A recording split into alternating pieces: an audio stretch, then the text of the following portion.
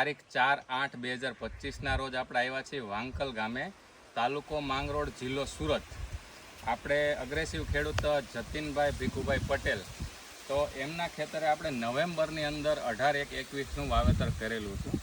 તો આમની અંદર એમણે ઉત્પન્ન વાપરેલું છે, તો એના કેવા રિઝલ્ટ મળ્યા છે એ ખેડૂત પોતે અત્યારે અમને સામેથી ફોન કરીને બોલાવે છે કે દીપકભાઈ તમે અમારી શેરડી જોવા આવો, ખૂબ સરસ પરિણામ મળ્યા છે ઉત્પન્ન ઓર્ગેનિક ફર્ટિલાઇઝર. હવે જતીનભાઈ, તમે આની અંદર રાસાયણિકના કેટલા ડોઝ નાખ્યા છે? એક જ ડોઝ પાળિયા ચડાવ્યો છે.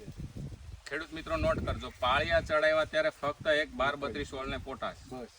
ઓકે, એની સાથે આપણે ઉત્પન્નની કેટલી બેગ નાખેલી? 15 બેગ. 15 બેગ ઉત્પન્નની નાખેલી. હવે યુરિયા કેટલું વાપરેલું સર? કંઈ નહીં.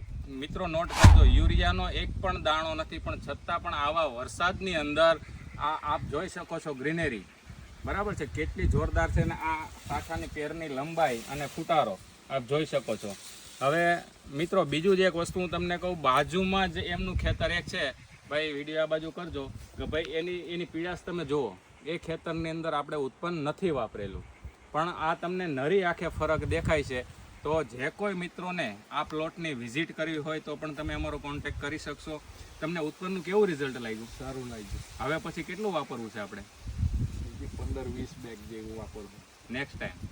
ઓકે મિત્રો, આ ખેડૂતનો વિશ્વાસ છે કે ઉત્પન્નનું રિઝલ્ટ કેટલું જોરદાર છે, અને નરી આંખે આપણે બતાવ્યું કે જે પ્લોટની અંદર નથી વાપર્યું એ પીળો પડે છે, અને આ એકદમ ગ્રીનરી, અને આ તમે શાખાની લંબાઈ જોઈ શકો છો. Okay, thank you. આ શું કરો છો?